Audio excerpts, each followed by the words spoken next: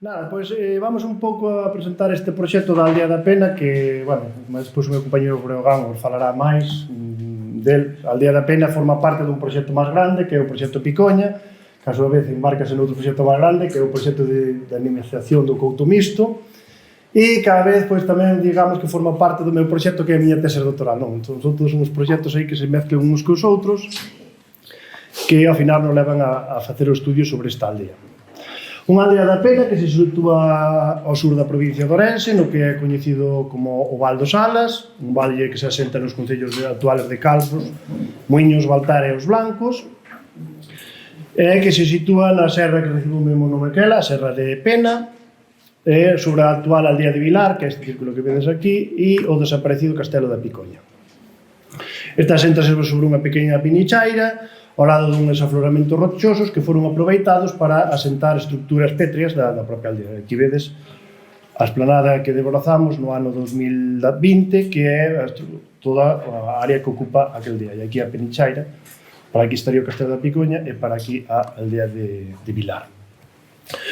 Como chegamos a topar esta aldea? Como soupemos desta aldea? Bueno, pois cando chegamos alá no ano 2020 para traballar no proxecto este Picoña, iniciar os proxectos Picoña, a xente da aldea, nós sempre que chegamos a un sitio, primeiro que facemos, polo menos, é falar cos locais. Se non falas cos locais, a miña experiencia é que cando non tes en conta a xente local, o pobo, o proxecto fracasa.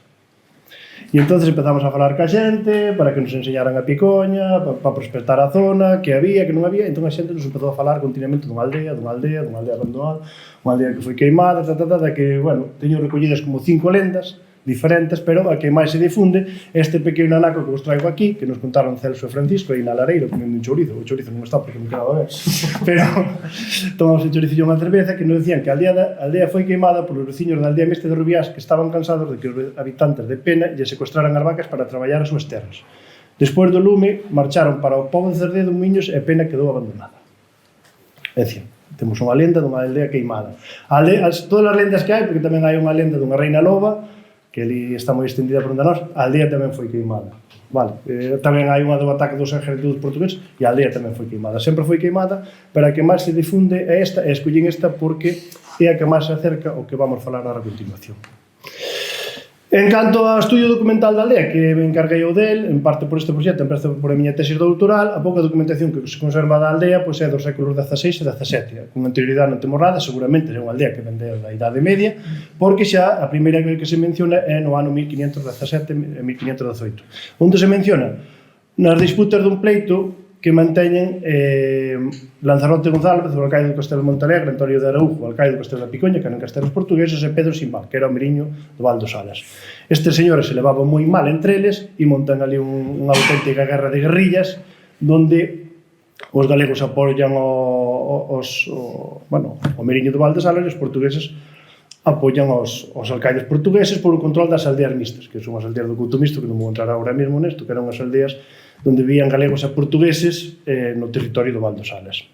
Este conflito alcanzou tal magnitude que levou aos veciños de Tourén, da aldea portuguesa de Tourén, e aos veciños da aldea galega de Rendín a reclamar ante os reyes de Portugal e de Castela que interviran porque estaban acabando coas boas pazas do valle e cos negocios dos comerciantes, porque o comercio entre galegos e portugueses era moi potente, se ve nese momento, sobre todo sobre estas duas aldeas, e este conflito estaba acabando con ele. Pois ben, será dentro deste conflito onde aparezca nomeado o famoso incendio da aldea de Pena. Nunha declaración que fai o meriño de Val dos Alas, Pedro Simbal, que vou ler agora, que digo eu que un día del mes de enero del año pasado, presente segundo, creo que el primer día, del amanecieron quemado 4 casas del lugar de Pena que deste reino de Galicia e desta mi merindad, a las cuales la noche antes del dicho Antonio Areujo, por mandato de Fernández Sosa, echó fuego con Enrique Sosa, Juan de Liva e Alfonso Fernández e outros de sus criados. Este documento que nos ven a decir que efectivamente a leyenda se convierte en realidad e a aldea sí que foi incendiada. Foi incendiada a noite anterior ao 1 de 1518, é dicir, a noite de fin de ano de 1517, e temos o nome da xente que o queimou, que son este tal Enrique Sosa, Juan de Lima e Alfonso Fernández. E curiosamente, que isto aquí non o poño, máis adiante o documento dice de onde son e que son da aldea mixta de portugueses, da aldea mixta de Santiago de Rubiás e de Rubiás. Claro, Rubiás está, que habría que contextualizar o tema do Couto Misto. Rubiás é a aldea galega, pero na que vivían portugueses e galegos, cada un dependía do seu rei ou do seu señor, pero compartían un espazo. Ese é o Couto Misto, resumidas en grandes rasgos, que é eso. Sí, porque, non quixen entrar aí porque se me desviou o Couto Misto, entonces podría botarvos aquí toda a tarde dando a leira. Bueno, finalmente, cando se resolve este conflito, que será hacia finales de 1518, o primeiro que fan os enviados por correlles envían emisarios e xuíces a resolver o conflito, fan moitísimos interrogatorios, eu teño calculados máis de 150 interrogatorios entre meriños, veciños e tal, hai de todo, violan a unha criada, beben o viño, comen uns touciños, fan un pouco de todo neste conflito, e, por suposto, queiman a aldea de Pena. O primeiro que van é comprobar, como dice aquí, que a aldea de Peña efectivamente foi queimada, e unha vez que comproban que a aldea de Pena foi queimada, lle otorgan ao conde Don Fernando que a aldea se pode volver a reconstruir e se pode volver a repoboar. E ademais poñen unha multa de 10.000 reales para ser calquera un dos veciños que estaban dentro do conflicto molesten aos cidadáns de Pena, que lle terán que pagar como multa. E outra cosa importante que nos dice esta sentencia final é que había un camiño que desapareceu, que nós cando chegamos á Picoña non sabíamos da súa existencia, e gracias a este documento sabemos que había un camiño que comunicaba o castelo portugués da Picoña, que era un enclave, o castelo portugués da Picoña era un enclave metido todo en territorio galego, rodeado todo por aldeas galegas, e que a única salida que tiña para Portugal naquele momento era este pequeno camiño que tiña un permiso real dos reyes de Castela para poder pasar hacia Montalegre. E a partir deste conflito se lle proíbe e teñen que abandonar e volver, utilizar un camiño que hoxe en día chaman un camiño privilexiado, que era un camiño que tiñan estas aldeas mixtas para poder circular hacia Portugal. Outros sitios onde nos aparece nomeada a aldea de Pena, pois aparece nomeada en diversas ocasións entre o 1537 e 1618 neste memorial del pleito polo Morgado de Orbiana entre os condes de Lemos de Monterrey. Aquí unha tal Francisca de Zúñiga fai un morgado a favor dunha das súas fillas, de Teresa, e o que era conde de Monterrey naquele momento, que era outro fillo seu, que era don Alfonso, fillo de outro matrimonio, non está de acordo, empecen aí uns xuicios entre unha casa e outra, que iso xa vos digo, entre 1537 hasta 1618 que se resolven definitivamente, donde nos, cando non vean unhas aldeas, outros os testigos e tal, nos falan da aldea da Pena. Outro sitio onde nos aparece nomeada nas demarcacións das fronteiras mandadas facer por o rei Portugal III de Portugal, que manda emisarios a comprobar como era o estado desa fronteira, por onde discurría a súa fronteira esta altura do Couto Misto, do Alto Sales e tal, e en todo momento se refiren á aldea de Pena como a última aldea galega. Unha aldea de Pena que se prometese a ler por aí por internet, por eso puxen isto. Hai xente que dice que foi mixta, que foi tamén unha aldea mixta, que estaba metida no Couto Misto, a documentación toda que manexamos nunca dice que esta aldea foi mixta. E outro documento que para min é moi importante, que é este de 1577, que é un pleito que teñen a aldea de San Juan de Rendín, cos concejos de Vilar, Vilariño e Pena, porque os de San Juan de Rendín non lle deixaban utilizar os pastos. Por que digo que é importante? Porque nos documentos anteriores podía nombrar o lugar da aldea de Pena como asistencia do solar da aldea, e a aldea podía estar abandonada, que non se houbera reconstruído, porque dice que lle dan permiso de reconstruir a aldea, pero non hai ningún documento que nos diga que realmente se reconstruiu. Hasta que, claro, chega este documento e que dicen que os veciños da aldea de Pena teñen un pleito, pois, efectivamente, a aldea sí que estaba habitada. E a última vez que aparece nomeada a aldea da Pena é na finalización dos pleitos estes que vos contei entre o conde de Lemos e de Monterrey no ano 1618, onde o conde de Lemos lle reclama aos xuíces da Chancellería de Valladolid que lle entreguen a aldea de San Juan de Rendín, Pena, Vilar e Vilariño, Paradela de Rendín, que eran términos que estaban poblados dentro do coto de Rendín. É dicir, que hasta aquí chega, e de aquí para diante teño que dicir que de momento, sempre hai que dicir de momento, porque pode volver a aparecer nomeada, a aldea de Pena desaparece da estructura documental. E máis, teño que aquí non o metín un foro do 1714, donde se lle renova un foro e aparecen todas as aldeas que aquí nomeo, Rendín, Vilar, Vilariña, Paradela, e Pena xa non aparece. É dicir, que non me vou adiantar a teoría que temos de desaparición, dirímoslo ao final. E, falamos da aldea da Pena porque é a que, máis impacto está creando por a circunstancia de que foi incendiada e tal e cual, pero, eu dentro do meu estudio documental, do meu estudio arqueolóxico, da minha tese doctoral e de proxectos que estou colaborando con Breogán, pois aquí en vermello temos diversas aldeas que están algunhas na documentación e outras arqueolóxicamente encontradas, que se nomean na Idade Media e na Alta Idade Media e logo desaparecen da estrutura documental, nunca máis se volve a saber nada delas. É dicir, aparecen na Idade Media e desaparecen na Idade Media. Cando, bueno, algunhas delas que falta por estudiar arqueolóxicamente, seguramente xa veñan desde a época romana. Logo temos lugares repoboados no século XVI, bueno, que son estas aldeas de Vilar, Vilariño e Vilar, estes dous Vilares e Vilariño, e aldeas que en lugares abandonados no século XVII, que son a aldea de Pena e esta aldea de aquí da esquina que é a aldea de Rousía, que desaparecen as dúas do século XVII, desaparecen da documentación. Por último, puxen isto como anécdota, aldeas despobadas no século XX, que son a aldea de Vilariño e esta aldea de Vilar. É dicir, que é como un ciclo que se abre e se volve a cerrar, non?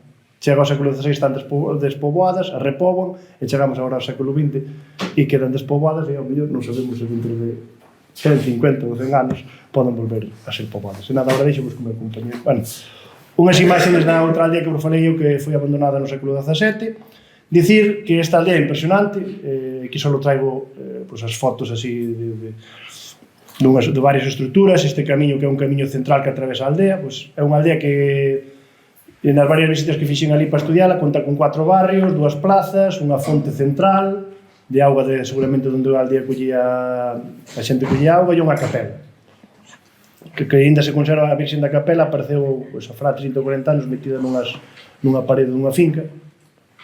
O que pasa que a xente do pueblo non lle gustaba como era, mutilaron-na toda, puxeron unha cabeza nova, uns relazos novos, agora visten, é o único que queda seguramente que foron a Virxen románica, só queda o que é o pau da estrutura. Así que, nada, agora deixemos con o meu compañero Brogan. Bueno, boas tardes.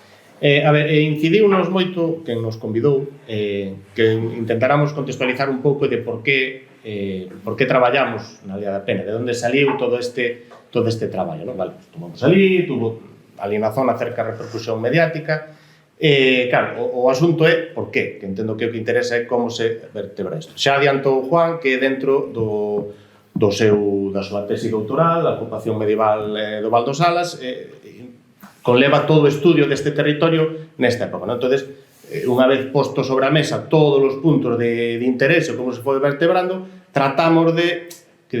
Isto non é, polo que estou vendo aquí, todos os proxectos nacen dunha concepción global primeiro ese proxecto, búscase a maneira de leválo a cabo. Isto é un pouco, digamos que nos vamos buscando a vida, de dicir, bueno, pues vamos a intentar buscar aquí, buscar alá a maneira de financiar poder traballar neses sitios, non? Neste caso, creouse o proxecto Picoña, era un proxecto con máis amplio ao redor do Castelo da Picoña. O de Pena veu un pouco de rebote, en realidad. Foi cando se localizou, pareceu un sitio moi interesante para facer un estudio vinculado ao propio proxecto da Picoña. Por eso ven esas dúas contextualizacións. Unha cousa é o estudio global, que é o que sacará todos estes datos particulares. Juan canalizará, ou neso está, canalizará todo hacia unhas conclusións xerais, e por outro está o proxecto Picoña, que é unha cousa moito máis local, de posta de valor a través da arqueoloxía e da recuperación do patrimonio nun territorio concreto e vinculado tamén ao territorio histórico moi singular do Couto Misto.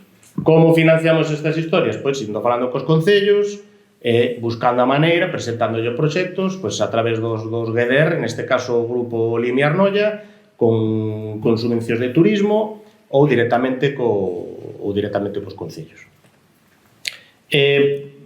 Tamén se intentou facer na aldea da Rousía, pero, bueno, son concellos diferentes, entón, bueno, pues, cada un vai polos seus propios intereses. Bueno, os primeiros traballos coincidiunos en pleno confinamento, o cual nos deu bastante libertad de acción e podemos estar a gusto e libres nun monte no que non aparecía nadie por ali. Bueno, tratouse simplemente de certificar que o lugar que nos indicaban os veciños existía algo. Entón, bueno, fíxose unha limpieza forestal na que sí que colaborou o Concello e tratar de, porque había unha xesteira de cerca de 2 metros que non se vía prácticamente nada. Víanse algunhas pedras por ali ciscadas e de reconocer que non tiña fe ninguna, dixen yo, Juan, tú estás todo aquí, non hai nada. E quedou aí a cosa. Pero, bueno, cando se limpiou, fomos efectivamente vías que algo había. Entón, bueno, pues fixemos esforzo para facer polo menos puntualmente algunha comprobación para estar seguros, eso foi por a culpa mía. E efectivamente fixemos unhas limpiezas nun sector que se vía algo máis limpio e empezaron a aparecer alineamentos pétreos que marcaban a planta dunha dunha estrutura. Isto estaba nun dos extremos da aldea, como logo veremos. No ano seguinte, continuando tamén dentro dese proxecto global da Picolla, xa fixemos unha actuación moito máis amplia. Xa unha roza limpieza xeral para intentar delimitar a extensión completa da aldea, o cual nos permitiu unha identificación de diferentes sectores, unhos restos aquí e alá concentrados en diferentes partes, unha limpieza arqueolóxica deses restos para tratar de ter unha zona máis limpia que nos permitira logo a través dos boscos co dron e co levantamento topográfico facer unha lectura interpretativa do lugar. Xa nos levantamentos topográficos e nos modelos digitais xa se van vendo, non sei se distinguides por aí, que se van vendo pequenas lombiñas, diferentes alineamentos, diferentes agrupacións, diferentes espazos libres de estruturas que nunha lectura global do sitio tamén nos permite ver eses espacios comuns ou eses espacios públicos dentro do que é a aldea. De todas formas, é unha zona moi alterada, se vedes aquí hai unha pista que o corta de parte a parte, estas son pistas forestais, vese claramente que son pistas forestais abertas despois, que non respectaron para nada os camiños tradicionais, e isto, naquele momento xa nin había propietarios ou eran desconocidos, e abriron a pista e adiós. Fixemos unha lectura detallada de cada un deses restos, distinguindo o que eran pedras no sitio, o que eran alineamentos, o que eran claramente estruturas, o que eran derrumbes, o que eran espacios libres, algúns non se vían, pero as propias lombas cubrindo eses derrumbes permitironos facer unha pequena lectura. Aquí na imaxe da dereita marcamos onde víamos claramente que había paredes e ves que xa forma plantas de casas. Esta parte de aquí interpretamos como unha plaza que está no extremo da aldea, diante dun edificio máis longo, dunha estrutura máis extraña que queremos ver unha especie de edificio comunitario.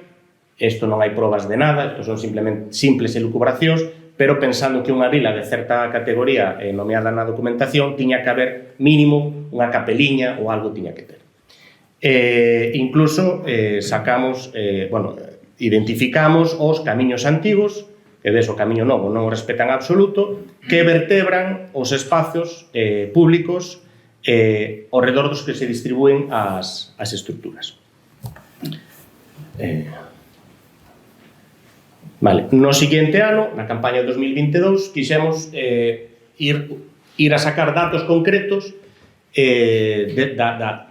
xa das estruturas. Escollemos dúas, unha do sector norte e outra do sector sur, e foron sometidas a unhas campañas de excavación para sacar eses datos máis concretos, se había material, se había, un dos obxectivos era documentar se había realmente eses restos do famoso incendio, se había diferentes fases de ocupación, os sistemas construtivos, sometido a unha intervención arqueolóxica a uso para tratar de sacar cantos máis datos posibles. Esta é a estrutura do sector sur, que ao ir excavando vimos que tiña máis complexidade do que parecía. Inicialmente vías que eran uns bloques de pedra moi regulares, moi grandes, que marcan a cimentación das estruturas. Logo vimos que son construccións algo máis complexas. Empezaron a aparecer muros xa mellor construídos, divisións interiores, e o que sí que comentaba tamén antes David, nas que excavaron na montaña de Bavia, os niveles de ocupación eran moi difíciles de identificar. Nalgúnas zonas aparecía terra pisada, pero nalgúnas zonas simplemente o sábrego natural, noutras vías que os niveles de sábrego eran botados, con certa intencionalidade, nalgúnas zonas había queimado que podía indicar os focos de cociñaban ou que fora, pero unha ocupación moi leve. Sin embargo, si puña sobre o mapa, sobre o plano da casa, onde aparecían os materiales, onde estaban eses pequenos puntos de pisado, podemos chegar a identificar diferentes zonas de ocupación. Vou ir co punteiro. A estrutura que excavamos a 22, separámosla logo en dous espacios, o espacio A e o espacio B, incluso un pequeno subespacio neste extremo. Vese unha entrada claramente neste muro que é o mellor conservado, que apareceu coa soleira, e dentro o sábrego, que é moi difícil de separar de cal é o natural e cual non, pero vimos que era un nivel de sábrego botado porque na cimentación das estruturas podemos comprobar nunha pequena calicata como era ese sistema constructivo. Facían unha gavia onde metían as as pedras da cimentación, logo rellenaban toda esa zona con cachote para illar a zona e logo cubrían con ese piso de sábrego. Nesta parte, curiosamente, que era máis coidada a nivel estructural, digo máis coidada dentro desta rusticidade, non? Desta rusticidade evidente. Estamos pensando que son aldeas de montaña con a construcción, a mellor desde o noso punto, podemos dicir, desde o noso punto de vista actual, podemos dicir que miserables, pero non difiren moito, como vemos, coas aldeas ou coas casas máis antiguas das aldeas actuais. O sea, agora vémolo a ruína, pero non difiren en absoluto coas construccións que chegaron hasta o século XX, incluso algunha ainda ocupada. Despois, nesta zona, como digo, que parece aparentemente máis cuidada, tamén onde apareceu máis material concentrado nas esquinas, pero que te permite decir, vale, pois aquí podía ser a zona de ocupación, aquí a zona onde cociñaban, sin ter unha lareira, nin ter unha fogueira clara, porque claro, tamén estamos pensando que foi unha aldea posiblemente abandonada, ou sea, posiblemente ocupada en corto períodos de tempo, e logo abandonada, polo cual levarían todo. Esta corta ocupación, unha das hipóteses iniciais era tamén se podían ser poboados temporais de pastores. Nesta zona non existe ese costume. Vamos indagando, nesta zona non había. Un poquinho máis hacia oeste, na zona de Castro Legoreiro e por aí sí, pero nesta zona non. Entonces, bueno, que antiguamente pudera haber ese costume, pero parece que non, bueno, rotundamente non. Parece contrario. Exactamente. Bueno, entonces, aquí te deixa a estrutura excavada onde se distinguen eses pequenos espacios e os espacios comuns exteriores, e está construída o amparo, o abeiro desta rocha, que é a única que para o vento aquí, porque aquí o vento sobra del norte, del sur, del este e del oeste. Si, o sei de traballar dali parecía que íbamos dunha mina. E despois despois tamén apareceu material moi escaso, pero algún significativo que nos leva todo a formas, o tipo de pastas, xa casi de época moderna, podemos dicir, como moito tardo medievais, nunca antes.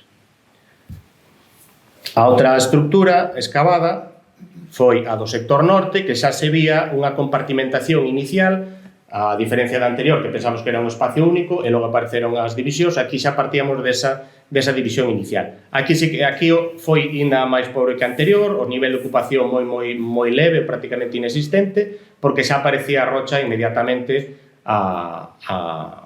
por debaixo da cobertura vegetal. Sin embargo, nalgúns dos seus límites aparecen muros perfectamente construídos, con cara exterior e cara interior, que non era cousa tan rústica como queríamos pensar ao principio. E o material aquí tens algunha tapadeira construída en pedra, cerámicas moi pobres, moi sinxelas, e logo, algún material que se nos escapa, pois hai aquí unha rubia de Franco e uns cartuchos, que estos xa son os niveles superficiales, que están máis vinculados seguramente coa caza do coello, que o aldea en sí. Que conclusións podemos sacar de todo eso, do estudio arqueolóxico? A aldea podemos analizar a súa distribución urbana e as construccións moi rudimentarias e de tipo tradicional, pero esta foto quizá non é a mellor, pero vedes, esta é unha foto da actual aldea de Vilar, do barrio que curiosamente chaman o Aldea Vella, o barrio vello. Entón, si vos fixades, o sistema construtivo é idéntico. Na parte baixa, repito, a foto non é moi boa, na parte baixa vemos grandes bloques irregulares e hacia arriba xa unha cachotería de menor tamaño, tanto máis alta e máis pequena. Estos son casas actuais, en uso hasta o século XX. Eso de os aparellos de cachotería irregular en seco, con perpeñas grandes na base con boa cimentación, os pisos térreos directamente sobre a terra, nas zonas de maior ocupación, con un sábrego máis coidado para unha maior limpieza e saneamento, a cobertura moi posiblemente de colmo, porque non apareceu nada de tella, que tamén non é algo alleo, porque os pueblos, tanto Vilariño como Vilar, tuveron cubertas de colmo hasta ben entrado o século XX. Foi na época do desarrollismo, xa nos anos 60, cando se cambiou por tella. Tuveron o colmo hasta o ano 86. As últimas no ano 86. Os espacios habitacionais máis complexos do que pensábamos, e unha escasez de material moble moi notable. Sí que na contorna da aldea, onde podemos ampliar a limpieza, podemos identificar tamén aterrazamentos, valados de fincas, que ese era un aspecto interesante a ampliar no futuro, de ver ese espacio rural exterior, as leiras, as hortas, os terrenos de cultivo. Incluso comentan os veciños que a aldea estaba rodeada, falaban que estaba rodeada como dun muro, non? O sea, que había como unha cerca todo alrededor do muro. Pensando onde estamos, ten bastante lógica, porque estamos nun terreno moi hostil, moi frío, bueno, no frío o muro este non o para, pero estamos nunha zona onde habería lobos e habería calquer tipo de animal salvaxe que pudera pôr en perigo os habitantes da aldea. Entonces, pensar nesa cerca ten bastante lógica. Sería interesante tamén ver se efectivamente. Tamén hai un muiño de auga ali cerca, que tamén o podemos ir ver, que estaba vinculado directamente coa aldea.